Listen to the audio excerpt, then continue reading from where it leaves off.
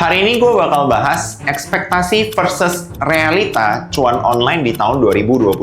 Overall, realitanya nggak bakal jauh beda juga dengan kalau kalian jualan online atau mungkin kalian nyediain jasa yang kalian jual secara online. Gue bakal bahas yang pertama. Banyak yang bilang kalau masuk ke dunia online di tahun 2026, entah kalian masuk ke affiliate, masuk ke Clipper, mau jualan online, itu sudah telat. Banyak sekali teman-teman internet marketer gua yang mereka itu stuck di suatu platform. Yang bisa cuan gede adalah orang-orang pertama yang memanfaatkan kesempatan itu. Nah, sekarang kita masuk ke poin kedua. Banyak yang bilang realita bisnis online atau cuan online itu susah. Kalian mau tahu nggak apa yang susah? Yang susah itu ya, kalian naik motor, panas-panasan, hujan-hujanan, nunggu orderan tuh di pinggir jalan. Tidak tahu tidak tahu bersyukur menurut gua. Dikasih kesempatan yang seenak ini, bisa kerja dari rumah aja, waktunya bebas, tempatnya bebas, tapi nggak mau dikerjain. Ada orang di tahun 2026 bilang nggak tahu atau nggak paham. Sebenarnya yang mereka maksud itu adalah,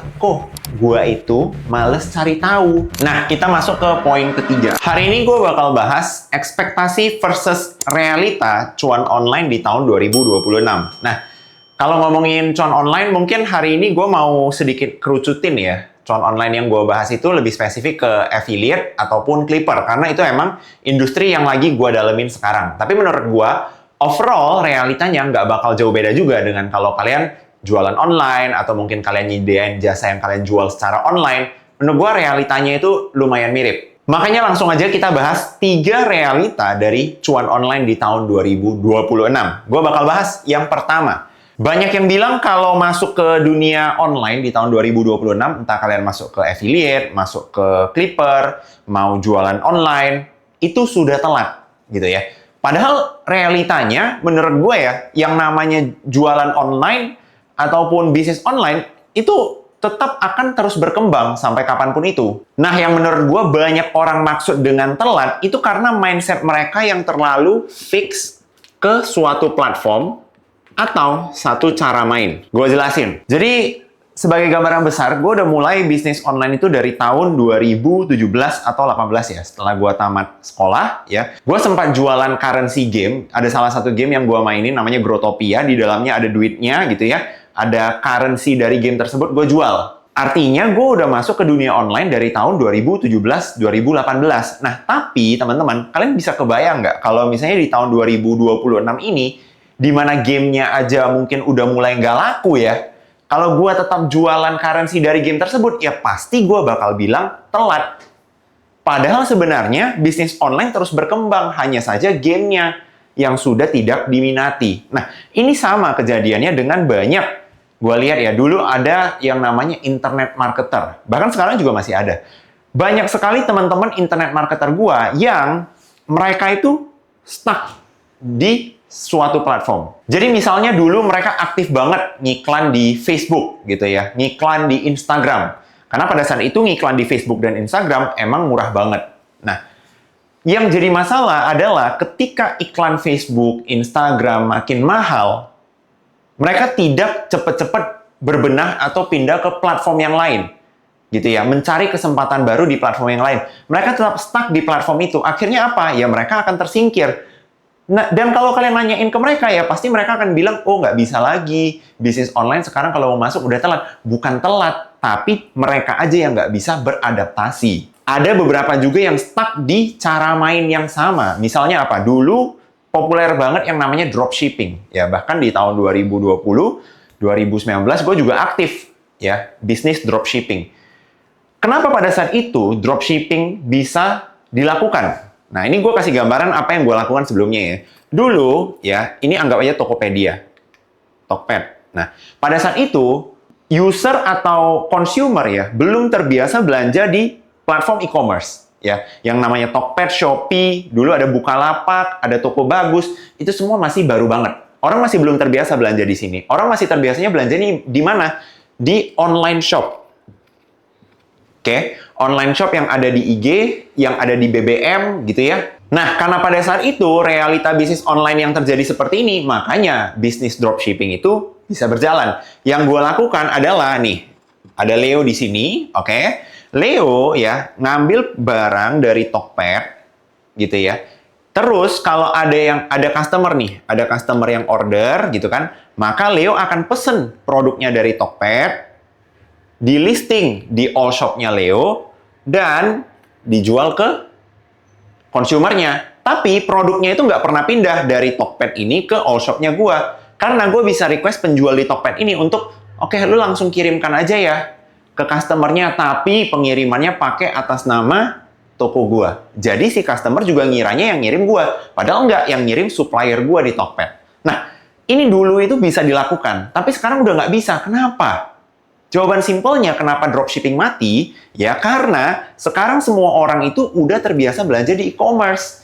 Kalian aja kalau misalnya ke pasar nih, ya ke pasar tradisional, kalian lihat ada yang jual payung misalnya. Apa hal pertama yang akan kalian lakukan? Kalian akan nyari payung dengan spesifikasi yang sama di Shopee dulu, di Tokped dulu untuk ngecek harga. Oh, ternyata si orang yang jualan di pasar ini harganya mahal, udah beli di Tokped aja atau di Shopee aja. Nah, ini realita yang terjadi, makanya dropshipping mati. Kalian kebayang nggak, kalau di tahun 2026, kalian nanya ke para dropshipper ini ya, masih bisa nggak jualan online? Jawaban mereka ya pasti, oh udah nggak bisa, udah telat, gitu kan? Padahal sebenarnya bukan bisnis online-nya yang udah nggak bisa dilakukan, tapi mulai berpindah.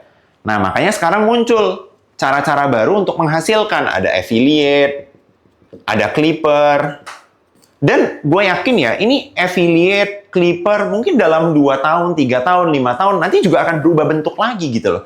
Makanya kalau kalian mau bisnis online, harus selalu bisa beradaptasi dengan perkembangan dari dunia bisnisnya sendiri. Dan kalau ada satu hal yang bisa gue sarankan ke kalian adalah, gue sangat menyarankan kalian bisa jadi first mover ya di mode-mode baru dari bisnis online. Contoh, dulu ketika baru ada dropshipping dan customer itu belum tahu ngecek produk di e-commerce ya, orang-orang yang melakukan dropshipping ya bisa untung besar.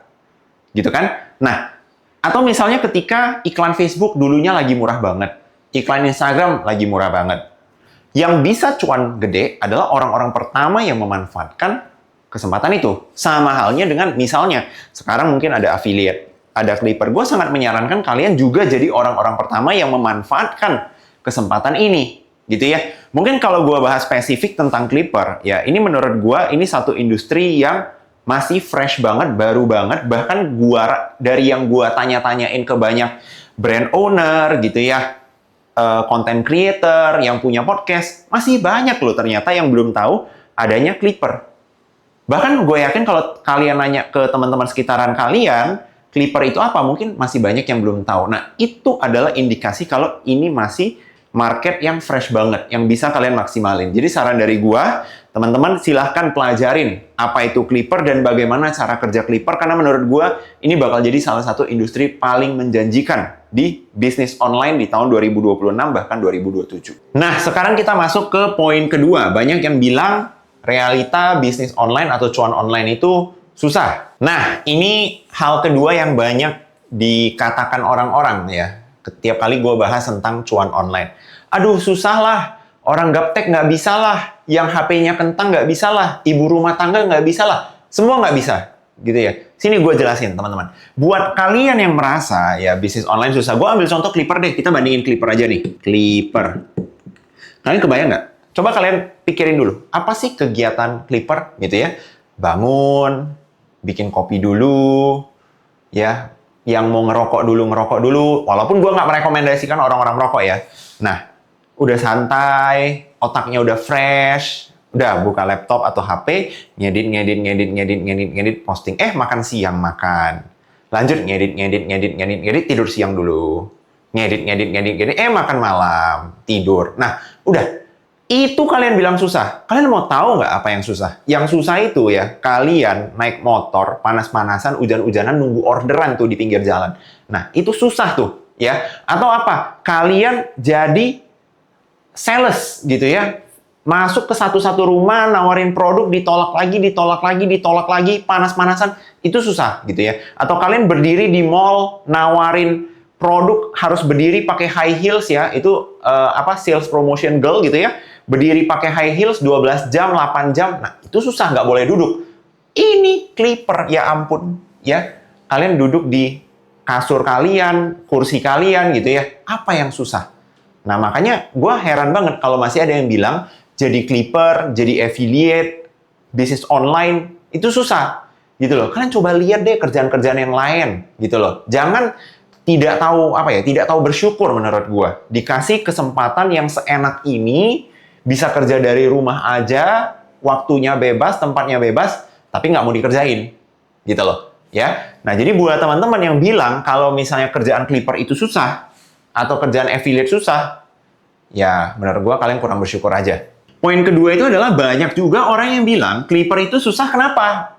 Atau bisnis online susah kenapa? Kita breakdown. Satu, gaptek. Oke. Nah ini ya. Ini kalau masih ada yang bilang, menurut gue ya, di 2026, haram untuk kalian bilang nggak tahu ya atau nggak paham. Itu haram. Kenapa? Karena informasi semuanya udah terbuka. Gitu kan. Contoh, kalian mau belajar cara jadi Clipper. Edukasinya udah ada. Gitu ya. Kalian mau nyari di YouTube banyak. Kalian mau langsung ke website Clipo, kita udah sediain tutorialnya gratis. Kalian bisa langsung akses. Apalagi yang nggak tahu. Gitu kan. Kalian mau belajar affiliate, udah lebih banyak lagi. Gue dari tahun 2022 udah konsisten ngasih edukasi affiliate di akun TikTok gue.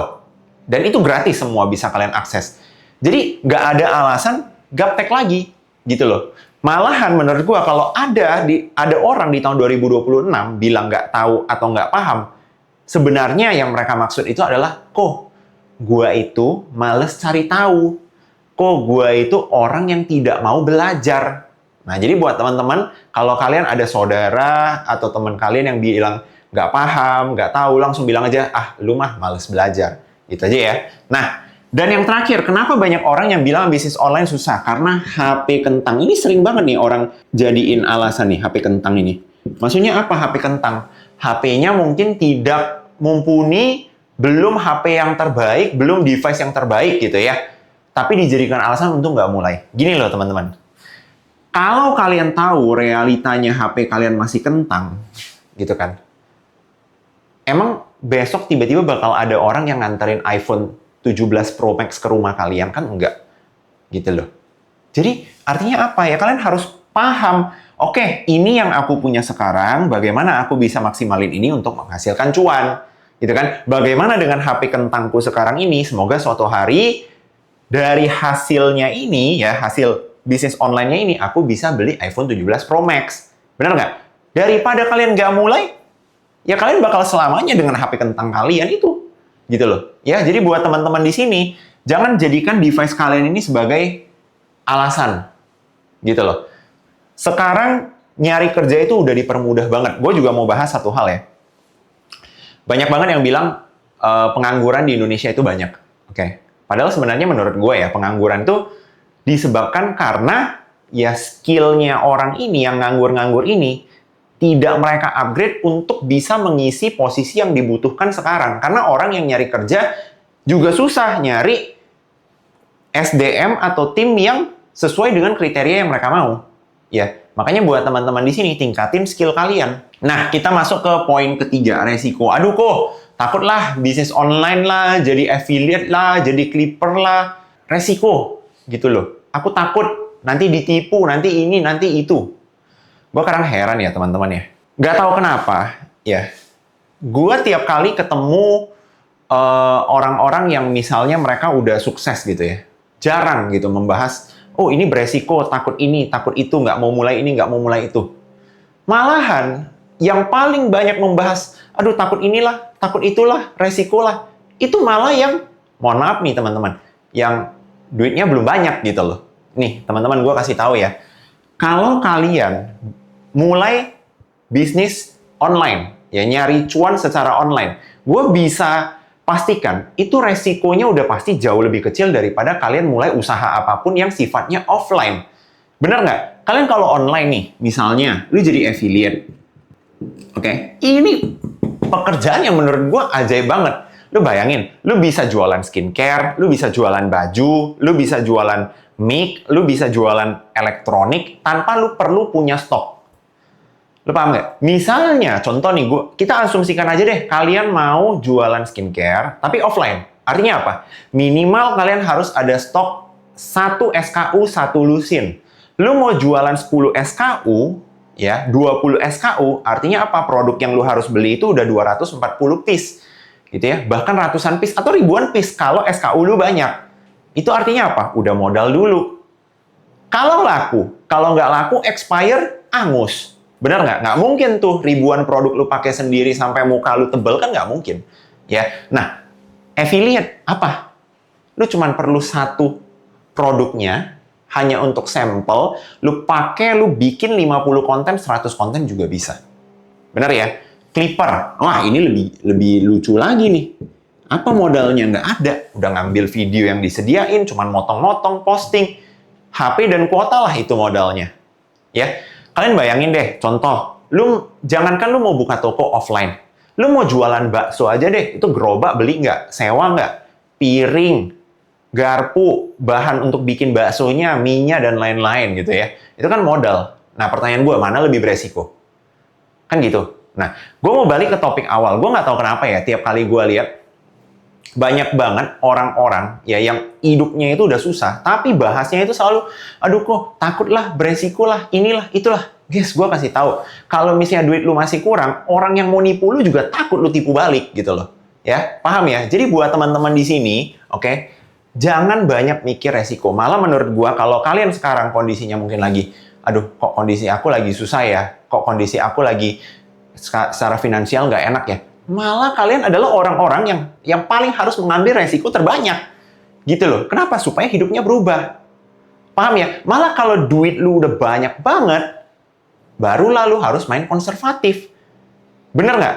Ya, jadi buat teman-teman di sini, makanya kalau yang gue lihat ya, orang itu kalau duitnya makin banyak, pasti mainnya makin konservatif. Kita ambil contoh, misalnya lu pengusaha deh, pengusaha gede. Lu udah kagak bisa lagi nembakin 100% aset lu untuk satu project. Gitu loh. Kalau gagal, berapa ribu karyawan lu ikut terdampak. Lu harus main konservatif.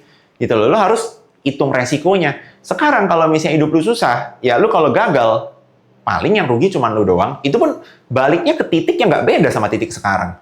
Kenapa nggak ambil resiko? Ya, kenapa nggak ambil resiko? Apalagi nih, resikonya juga udah jelas, kecil. Gitu loh. Ya, jadi buat teman-teman di sini, mungkin itu ya realita dari bisnis online atau cuan online di tahun 2026. Menurut gua kesempatan itu banyak banget.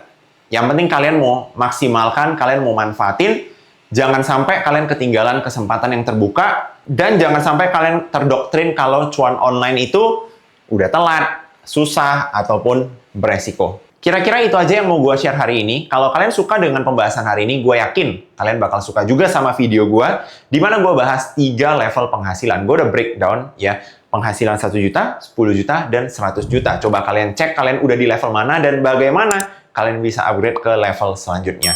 Itu aja hari ini. See you on the next video.